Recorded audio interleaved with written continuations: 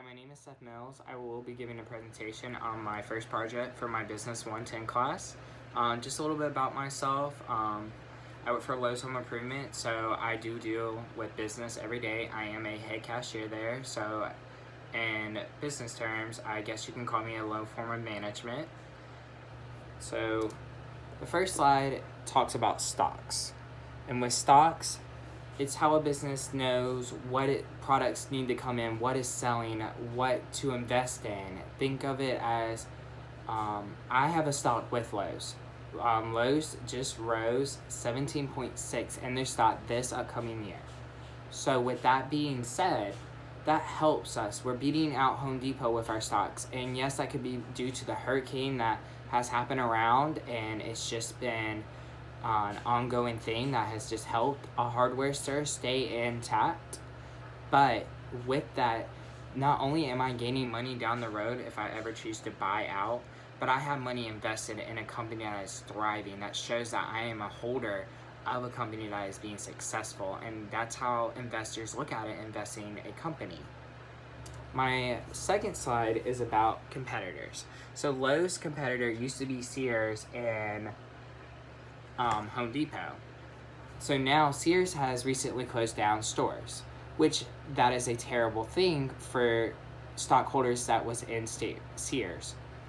That is because not only did they could have lost money, but they didn't get a full buyout, or there's just a lot of reasons that was just they didn't get out quick enough, or they just lost money.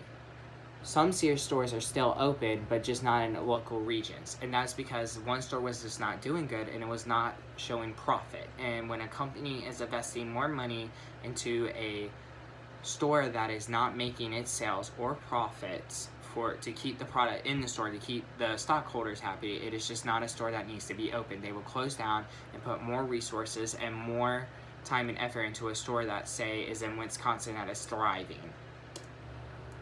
My third slide is the management of Lowe's.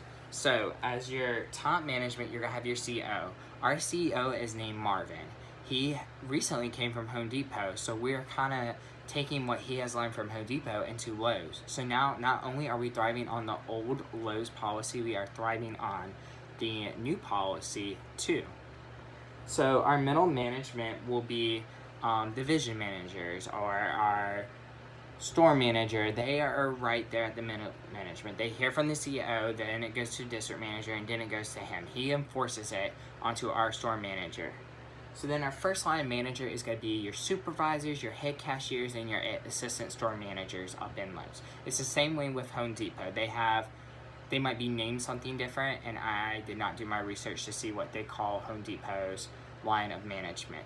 But in forms of management, they always are going to have a low-end management, a supervisor, and then you have your assistant store manager, and then you have your store manager.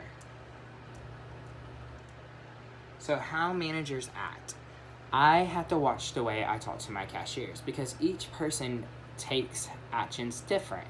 So I might have to be more direct with one person, but not with another person. I can say, hey, can you please do this? Where someone else, I could be like, hey, I need this to be done in the next 10 minutes. That's just to keep them, it's a way of how you have to communicate with your team. So with problems, we had to develop solutions to a problem. Then we had to follow through with a solution. And then with that, we need to always have a plan B back on site, just in case something happens and we can turn around and flip it. Like, all forms of management has to come with a developing, solution, proceeding, and outcome. And you always want your plan B to be just in case your outcome is just not where you want it to be to satisfy the customer. Your goal is to satisfy the customer. Lowe's, Home Depot, is to satisfy a customer. That's to keep our stockholders happy and to keep product vendors satisfied. We want them to keep investing in product, and we have to keep the vendor happy sending us the product. So just us making them happy goes a long way in keeping multiple chains of income coming into a facility. Inventory. This is a big thing. Just like I was talking about, we need to make sure we have product come in. We need to make sure it's going out. Lowe's does a monthly count. Each Lowe's has a set of a month that they do it. It's called inventory week for us.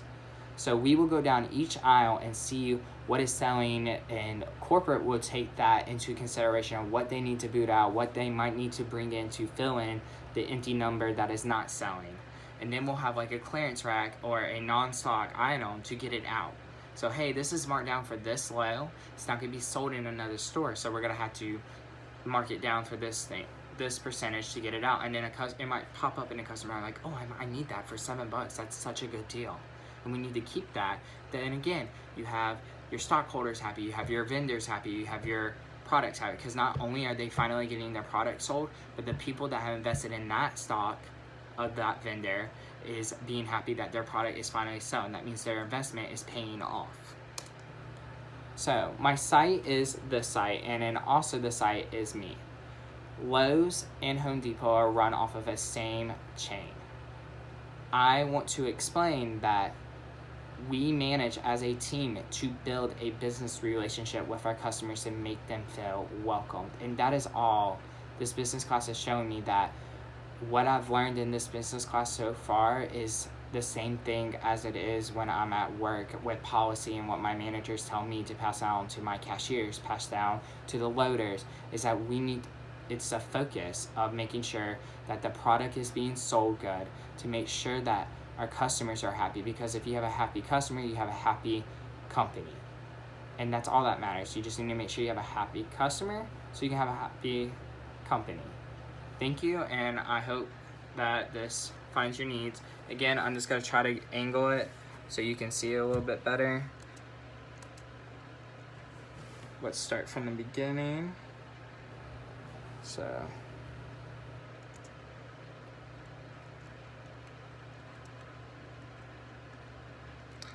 yeah, I'm sorry. I read you off the summary of each slide. I hope you have a wonderful day, and